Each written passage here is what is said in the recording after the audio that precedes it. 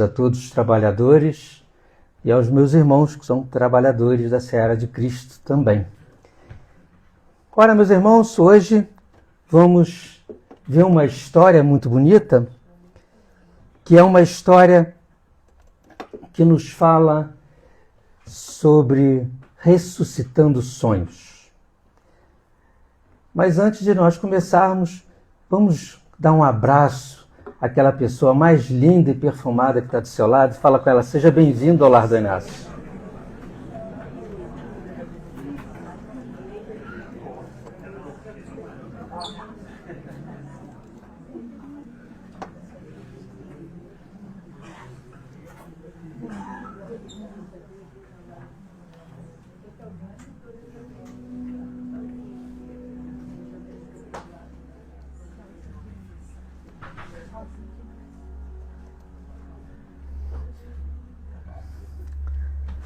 Bem, meus irmãos, a nossa linda história de hoje foi descrita por Lucas, o evangelista que não conheceu Jesus pessoalmente, mas ele era íntimo de Deus. Lucas era um médico, um cientista, um estudioso, e quando ele descreve as suas passagens bíblicas, ele as descreve porque ele foi a cada uma das pessoas envolvidas no fato, no milagre. Provavelmente nessa história ele deve ter ido à mãe, a viúva do filho que estava morto e Jesus ressuscitou, ou até o próprio menino, que agora deveria ser já um homem feito. E os detalhes de que ele narra nessa história, como todas as outras, são detalhes um pouquinho mais profundos que os outros evangelistas.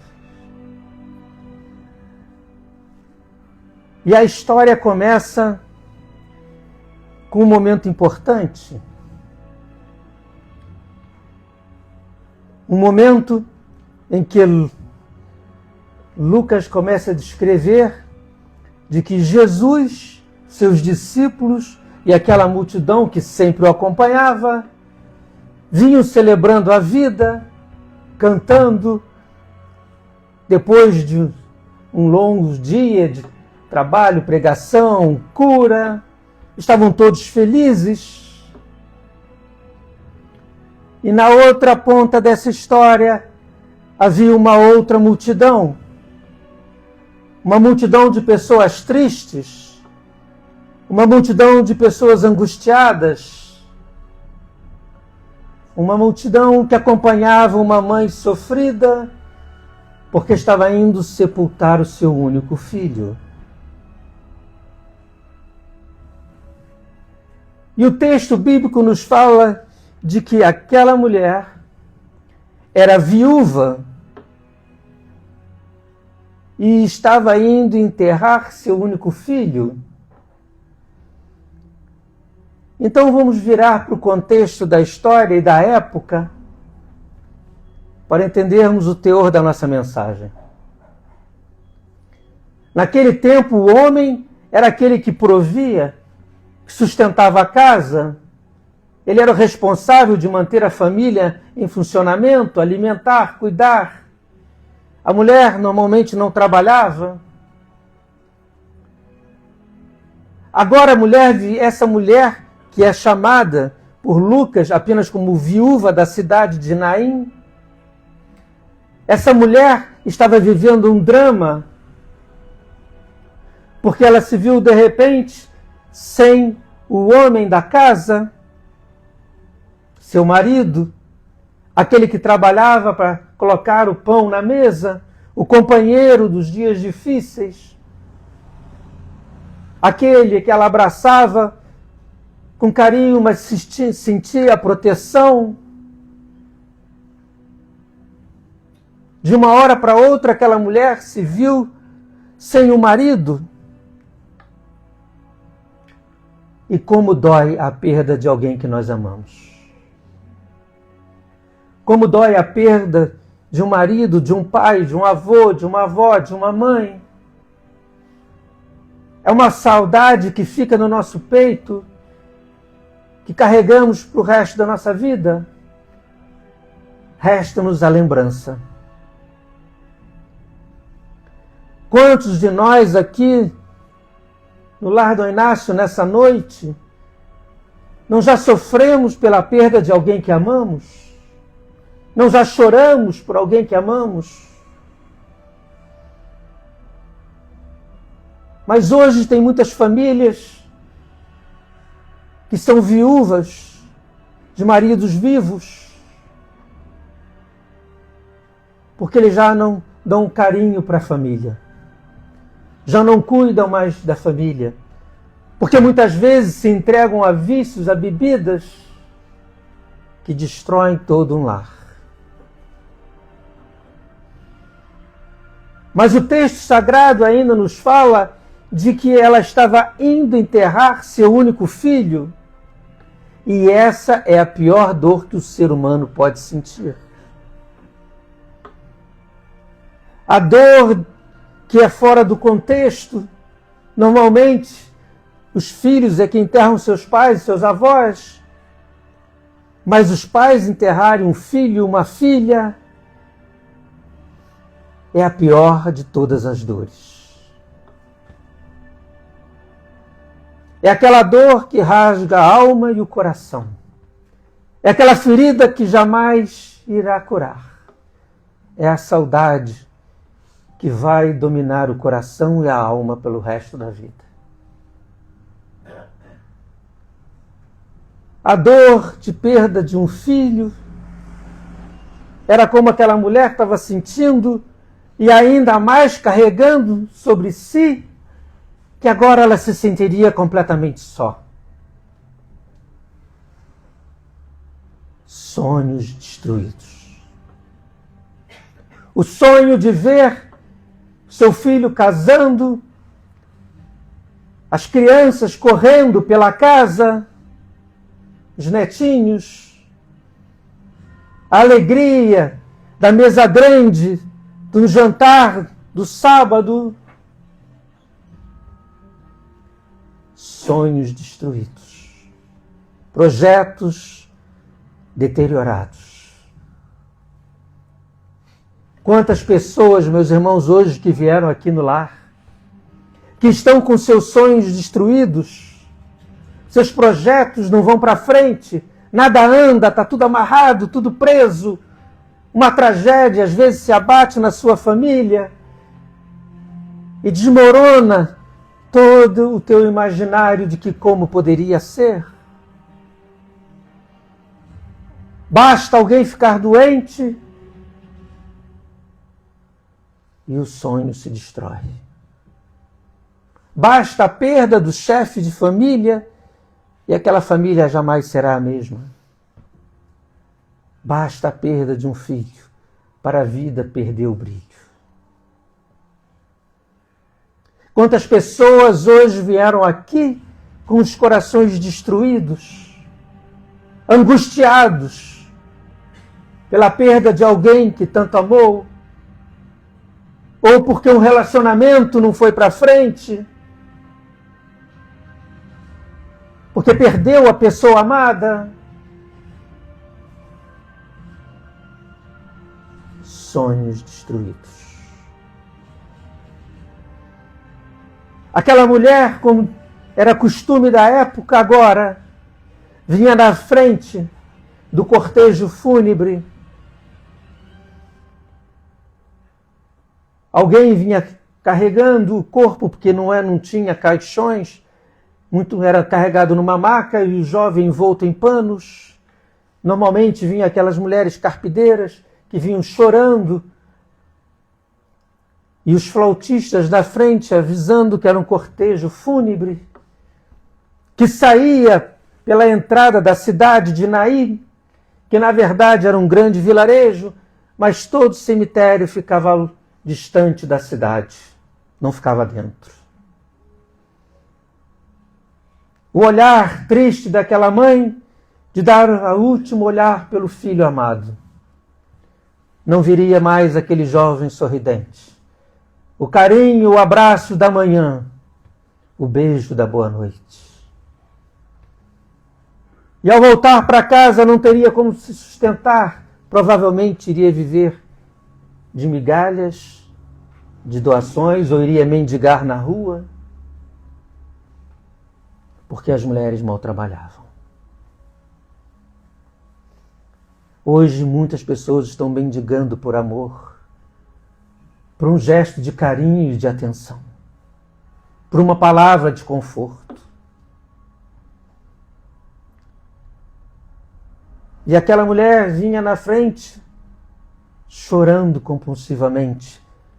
Mas era uma mulher querida, porque o texto sagrado nos diz que atrás dela vinha uma multidão, que eram pessoas que se solidarizavam com aquela mulher, com aquela família, eram amigos. Hoje, naquele tempo, até pouco tempo atrás, quando eu era mais jovem, quando você passava no cortejo fúnebre, você baixava o volume do carro, fazia uma prece. Hoje o cara buzina, vai no enterro, no número da campa para jogar no bicho. Conta piada. Ih, lá, presunto, tá feio, tá duro, cara. Cadê o respeito? Cadê a compaixão?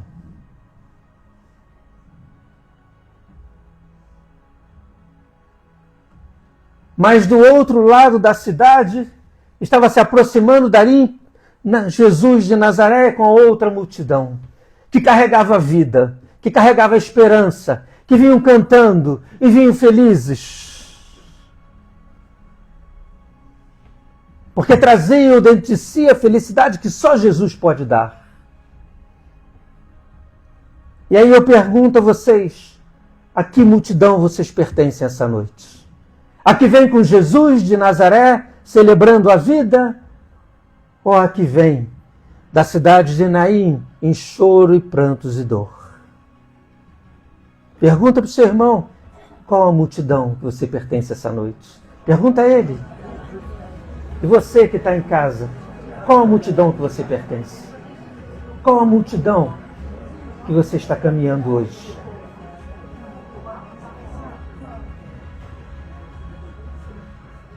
E aquela multidão que vinha com Jesus antes de entrar na cidade, passou e viu aquele cemitério.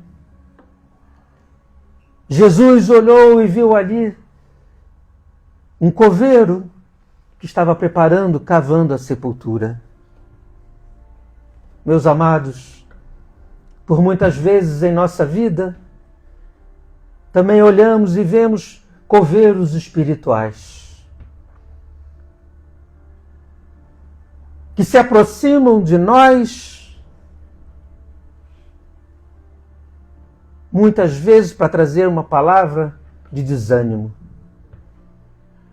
Não vai dar certo. Não adianta, já está ferrado mesmo.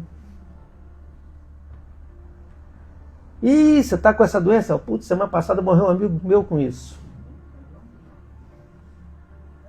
Tem pessoas que são verdadeiros coveiros espirituais que só se aproximam de nós para nos derrubar, para nos colocar para baixo, para dizer que nossos sonhos não são possíveis. Pessoas que vêm dizer que próximo de vocês, dentro da sua casa, dentro do seu trabalho, que começam a falar mal, que começam a criticar, começam a apontar defeitos, e isso tudo para destruir a tua fé, para destruir a tua esperança, para te colocar para baixo. São verdadeiros coveiros espirituais. Vocês conhecem alguém assim? Não conhecem? Quem conhece, levanta a mão. Cruzes. Vocês têm que rezar, meu filho. E você que está nos assistindo, conhece alguém que só fala mal, só critica? Porque tem uma coisa que é muito interessante. O que mais critica, o que mais fala mal, tem inveja de vocês. Pode contar com isso. E tem pessoas que às vezes entram na casa de vocês, vão lá comer um bolinho, chá da tarde, e quando sai dali, que bolo ruim, tá solado, né? O chá tá aguado. Café, com o preço, nem dão mais. Tem gente que fala mal de vocês, sorri na frente e pelas costas, estão falando mal. Pessoas que veem que vocês têm planos, que vocês estão fortes, vocês querem vencer, querem criar. E as pessoas falam, vai dar certo. Não, há crise aí. Ainda mais agora, a camisa da seleção brasileira vem vermelha. Vai dar ruim. Olha, meus irmãos, se afasta dessas pessoas, porque elas vão te botar para baixo. Se afasta desses coveiros espirituais. Porque conforme você fica para baixo, desanimado, deprimido, tua vibração cai. Aí vocês vão chamar o quem? O coisa ruim. Os obsessores. Você está com a vibração ruim, está tudo ruim, nada vai dar certo. Quando está calor, está muito calor. Eu detesto quando está frio, que frio do inferno. Né? Se bem que no inferno não tem frio. Né? Também não sei, nunca fui lá. Mas eles falam, né? Ora, meus irmãos, se afasta das pessoas que falam negativo. Se afasta de pessoas que te põem para baixo. Ah, não, Natal. Às vezes vai a família toda junto, tem lá sempre um vampiro lá para te encher o saco. Nem convida, meu irmão. Deixa ele passar o Natal longe. Ah, mas é parente. Que se lasque. Vai estragar a tua festa. Vai falar mal de você. Aí vinham as duas multidões. Jesus passou, olhou para o coveiro falou, onde vai mais um? Mais um presunto aqui. Jesus nem passou batido. Mas aí o texto sagrado que fala que Jesus viu aquela mulher que vinha na frente. Jesus também vinha na frente. Ele se depara com ela.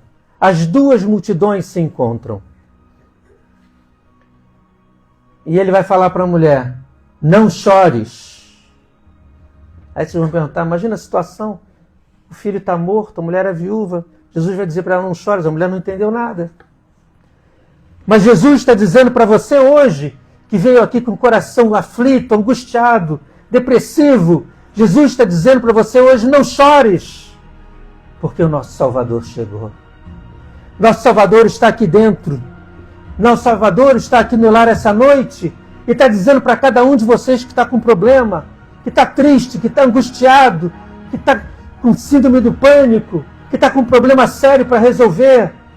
Ele está dizendo para você, não chores. Ah, agora se sacode teu irmão, fala para ele, não chores, mas sacode mesmo até ficar nervoso. E você, meu irmão, não chores. Nosso Salvador chegou. Ele vai te libertar dessa dor.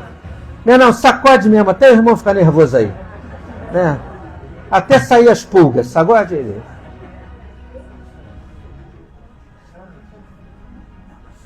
Nosso Salvador chegou.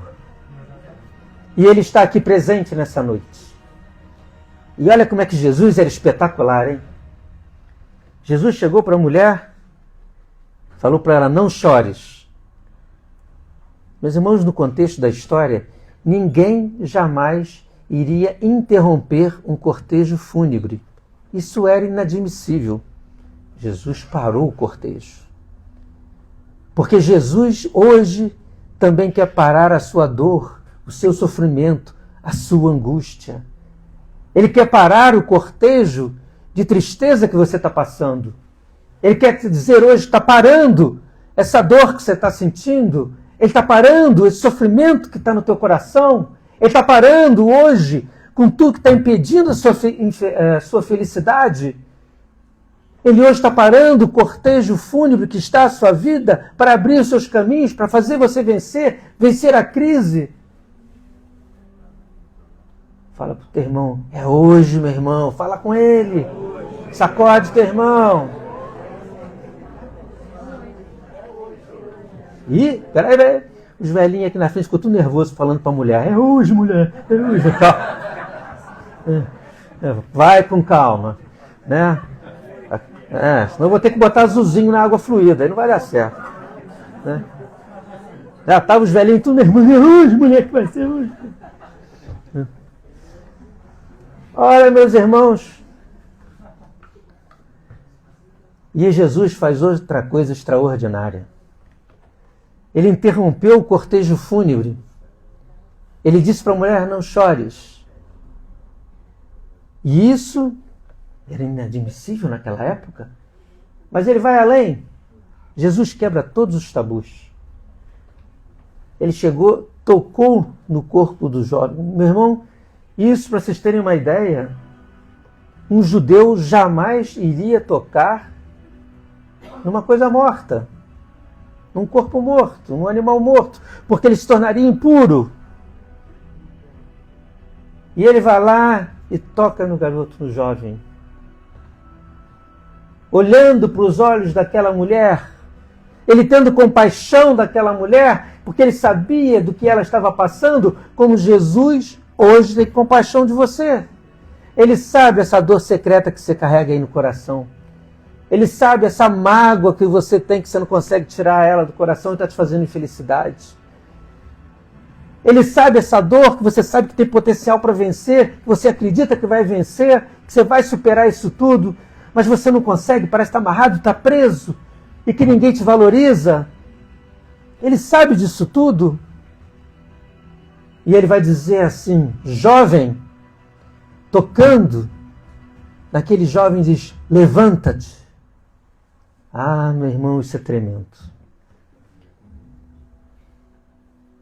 O poder de Jesus, todas as duas multidões paravam para assistir. Ninguém acreditava que Jesus iria tocar no corpo daquele jovem, parar o cortejo.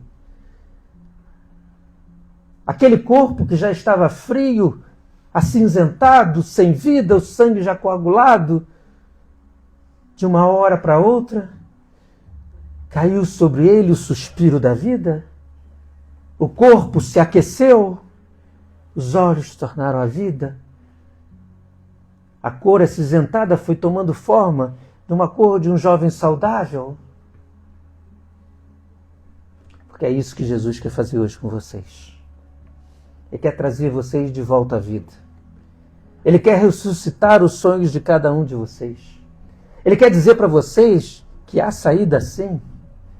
Ele quer dizer para vocês que se nós encontrarmos a multidão que segue Jesus, se vocês tiverem Jesus no seu coração, tudo é possível aquele que crê.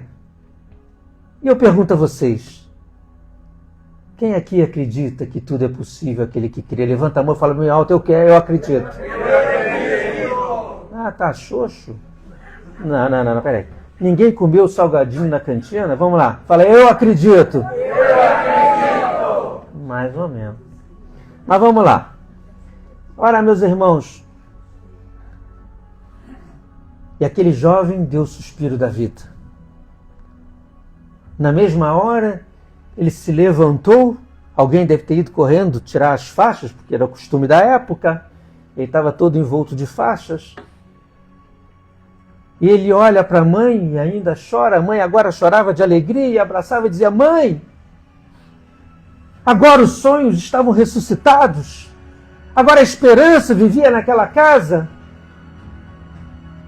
Bastou um breve encontro com Jesus, como nós hoje aqui essa noite estamos tendo um breve encontro com Jesus.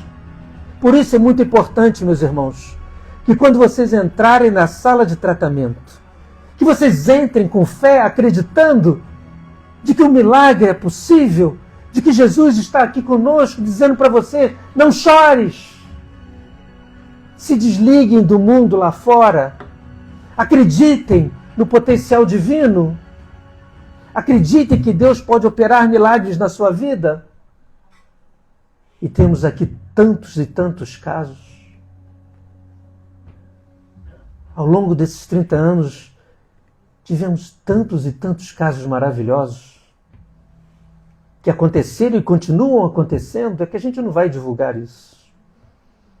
Mas acontecem. Por isso, meus irmãos, ao entrar em cada sala, acredite, não é só um médium que está dando passe, aplicando reiki, fazendo tratamentos cristais. Não. É a mão de Deus agindo. Aí agora você fala para o teu irmão, puxa vida, Jesus vai agir na minha vida. Fala para ele. Não, fala com vontade, sacode teu irmão. Né?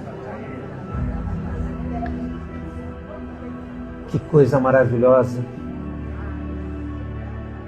Aí as duas multidões se encontraram, agora não tinha mais motivo de ir até o cemitério, agora voltavam todos felizes para a cidade de Naim, e a mãe então dizia: ele é o nosso Salvador, porque o nosso Salvador está presente. Jesus é o nosso Salvador. É Ele que vai agir essa noite em nós. É Ele que vai fazer a diferença na nossa vida. E vocês não vieram aqui por acaso. A mão de Deus trouxe vocês hoje aqui. E se Ele trouxe é porque Ele quer fazer algo na sua vida. E fazemos um convite todo especial a vocês. Unam-se a nós. Unam-se a nós na multidão que vem com Jesus, que a vossa vida irá melhorar. Enquanto eu chamo o coral aqui na frente, eu quero que vocês façam uma coisa para mim. Vocês vão fazer assim, olha, bem bacana isso, hein? Vocês vão pegar aquela pessoa que está do teu lado, vai dar um abraço gostoso e vai falar para aquela pessoa assim: ei, Jesus vai operar milagres na tua vida hoje. Fala para ela. E para você, um grande abraço, que a paz de Deus esteja no teu coração.